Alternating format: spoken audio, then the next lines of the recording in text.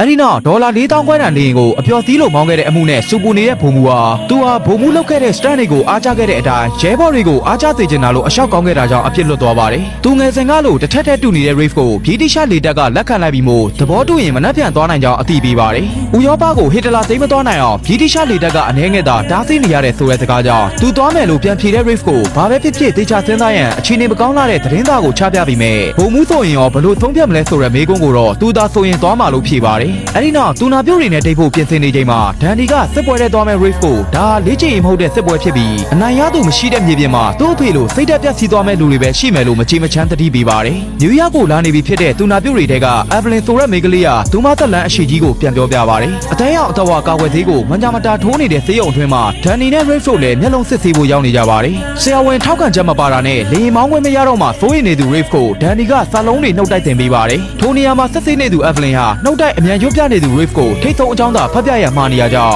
ရှေ့မှာရှိတဲ့စာလုံးကြီးတွေကိုဖတ်ပြဖို့ခက်နေသူ Reef ဟာဒန်နီကနောက်ကပြောပြနေပါတယ်။ဒါကိုရိပ်မိပြီးအောက်ကစာလုံးတွေကိုပြောင်းပြန်ဖတ်ခိုင်းနေတဲ့ Evelyn ကအခက်ခဲဖြစ်နေသူ Reef ကိုကြီးတက်တဲ့ရေတက်မှာအမြင်အာရုံကောင်းမှဝင်ခွင့်ရမယ်လို့ရှင်းပြပါတယ်။ဒါပေမဲ့သူ့အခက်ခဲကမျက်လုံးမဟုတ်ပဲအခရာတွေမဖတ်တတ်တာဆိုတဲ့ Reef ကသူဟာဒီအခန်းထဲမှာအတော်ဆုံးလေမှုဖြစ်ကြောင်းအသေးအတန်ရှင်းပြတောင်းဆိုနေရတဲ့ဂီယူနာတက်ပြီးထောက်ခံပြီးလိုက်ပါတယ်။နောက်တစ်ခေါက်တပ်သားတယောက်ရဲ့ဖိုင်ကိုယူပြီး Evelyn စီပြန်ရောက်လာတဲ့ Reef ကသူ့ကိုအောင်ဖို့ကူညီခဲ့တဲ့ Evelyn ဟာသူ့ဟီးရိုးလို့ဂျေသူတင်စကားတွေပြောလို့မဆုံးခင်အတက်ချောင်းနဲ့ဇိုဇိုဆက်ဆက်ထိုးသွင်းလိုက်တဲ့ Evelyn ဟာသူ့ကိုသဘောကျလာလို့အကဲစမ်းနေရနဲ့နောက်တစ်လုံးထပ်ထိုးပြီးလိုက်ပါတယ်။ဒီလောက်နဲ့ထွက်မသွားသေးပဲဘလုံးမထွေးတွေပြောလာတော့မှသူမဖိုင်ထဲကအချက်လက်တွေတိုင်းဆေးထိုးမိလိုက်မှတီးလိုက်ရပြီး Reef ကတော့ဘေးအောင်ကတန်းတွေနဲ့ပြစ်လဲသွားပြီးဖြစ်ပါတယ်။ညရောက်တော့ Evelyn အလုတ်စင်းနဲ့ထိစောင့်နေတဲ့ပတ်တီအဖွေးသားနဲ့ Reef တယောက်သူယူလာတဲ့ပြင်သစ်ရှမ်ပိန်နဲ့အောင်ပွဲခံမှုဖိတ်ခေါ်ပါတယ်။စကားပြောရင်နှိတ်ချတတ်တဲ့ Reef ကိုချီးကျူးနေတော့ရှမ်ပိန်ဖော့ဆုပ်ကနှာခေါင်းကိုထိမှန်သွားလို့ဟန်မဆောင်နိုင်တော့တဲ့အခြေအနေကနေတဆင့်တက်နိုင်ခဲ့တဲ့ Evelyn ရဲ့သက်လန်းကိုအခြားလူတွေကအားကျနေပါတယ်။ဒီလိုနဲ့သူမချစ်သူ Reef ထံရက်ထားဆက်ရောက်လာတော့6နာရီကြာအောင်ခောက်ထားရတယ်ဆိုတဲ့စက်ကူငှက်ရုပ်လေးကိုလက်ဆောင်ပေးပါတယ်။ညဘက်ကပွဲမှာမိန်းကလေးတွေနဲ့လည်းမရောတဲ့ဒန်ဒီကို Evelyn ကမေးနေရကြောင်းသူကရှက်နေတာမဟုတ်ပဲအမြဲလို့စူပူချိန်မောင်းခဲ့တဲ့ဖခင်ကြောင့်ဂျုံကြည်မှုမရှိသူသူ့ရဲ့ညီကိုလိုခင်ရတဲ့တငယ်ချင်းလို့ရှင်းပြပါတယ်။ရေတက်က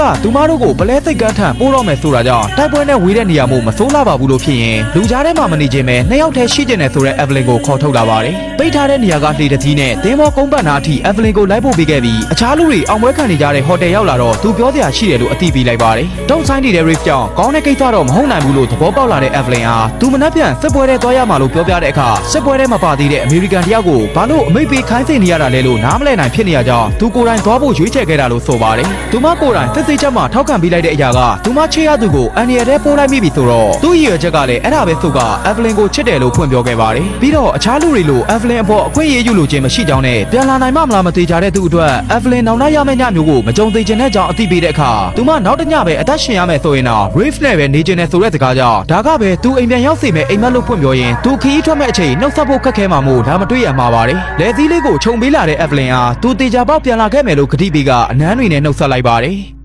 နောက်တရက်ဘူရာကိုလိုက်ပို့တဲ့ဒန်ဒီကမလာဖို့မှာထားပြီးဘာလို့လိုက်ရှာနေရလဲပြီးတော့သူတားထားလျက်နဲ့တောင်ရောက်လာတယ်ဆိုရင်သူ့ကိုတကယ်ချစ်လို့ပဲလို့ဆိုပါတယ်။သူတခုခုဖြစ်သွားခဲ့ရင်ဒန်ဒီပဲပြောပြပါလို့မှာတဲ့အခါမင်းသာဆက်ဆက်ပြန်လာခဲ့လို့ပြောရင်ကံကောင်းပါစေလို့တီတိုဆူတောင်းလိုက်ပါတယ်။နောက်ကအပြေးရောက်လာတဲ့ Evelyn ကိုရက်တာဘော့ကနေလန့်ခေါ်တော့စုံညံနေတို့သူ့ကိုတွေ့မသွားပေမဲ့ဘေးကလူကိုပြုံးပြပြနဲ့ကြည့်ကသူမကျွန်တော်ကိုချစ်တယ်လို့ကျေနပ်စွာကြွားလိုက်ပါတယ်။ဒန်နန်အထိဘုံကျဲနေပြီဖြစ်တဲ့နာဇီတို့ကြောင့် Winston Churchill ရဲ့တော်ဝင်လေတပ်ဟာဝေဟင်ကိုထိန်းဖို့အပြင်းထန်ကြိုးစားနေရပါတယ်။ထိုလေတပ်ထံလာရောက်ပူပေါင်းတဲ့ Reef ကအထိနာနေပုံရတဲ့ပြည်တိန်တို့ကြောင့်သူမောင်းရမဲ့လေရင်ထံပြခိုင်းတဲ့အခါအမေရိကန်အားလုံးမင်းတို့အသေးခံမှုစိတ်အားထက်သန်လာလို့ပြန်ပြီးပါတယ်။အဲဒီနောက်လေရင်ဆင်းပြီးမှပြစ်တက်ခံလိုက်ရတဲ့ဒန်ယာဘလက်ဘွားနဲ့တစည်းထန်လိုက်ပြပါတယ်။အိမ်ဖြူတော်မှာတော့အင်္ဂလန်နဲ့ရုရှားတို့ဟာသူတို့ကိုကမ္ဘာစစ်ကြီးဖြစ်မနေသလိုဟန်ဆောင်နေမှာလားလို့မေးခွန်းထုတ်ခံနေရကြောင်းသမ္မတရူစပက်ကထောက်ပြကရိတ်ခပို့နေမဲ့အစားတင်ငါနဲ့လေရင်တွေကိုဥရောပကလိုအပ်နေချိန်ဒီအခန်းထဲကလူတွေဟာဟစ်တလာရဲ့နာဇီတို့ကဥရောပနဲ့သာဆိုင်နယ်လို့ထင်မှတ်နေကြောင်းအပြစ်တင်ပါတယ်။တစ်ဖက်မှာစစ်ပွဲဆိုတာရှောင်လွှဲလို့မရတဲ့အချက်လို့ထင်မြင်လာတဲ့ဂျပန်တို့ဟာသူတို့ရဲ့အသက်သွေးကြောဖြစ်တဲ့စီကိုဖျက်တောက်ထားတဲ့အမေရိကန်တို့ကြောင့်စစ်မတိုက်လို့မရတော့တဲ့အတွက်ပလဲစိတ်ကန်ကအမေရိကန်တို့ရဲ့ဖစစ်စစ်အင်အားကိုတစ်ချိန်တည်းတိုက်ခိုက်ရန်ဆုံးဖြတ်လိုက်ပါတယ်။ပလဲစိတ်ကန်ထံ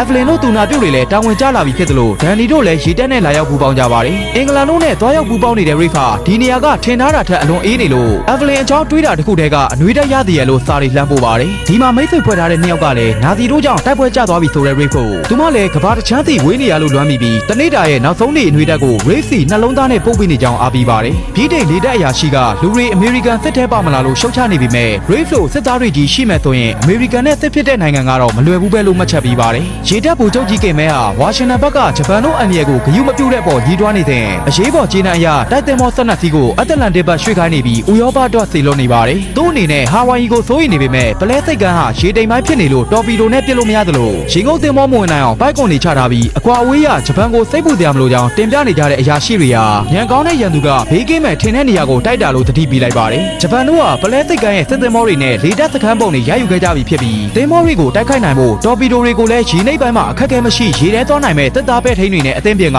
မနက်စောစောဝင်တိုက်မယ်လို့ကြံစည်နေကြပါတယ်။အင်္ဂလန်မှာတော့နာသီတွေဘုံကျဲလာနေပြီဖြစ်တဲ့အတွက် Brave တို့လေယာဉ်မှုတွေက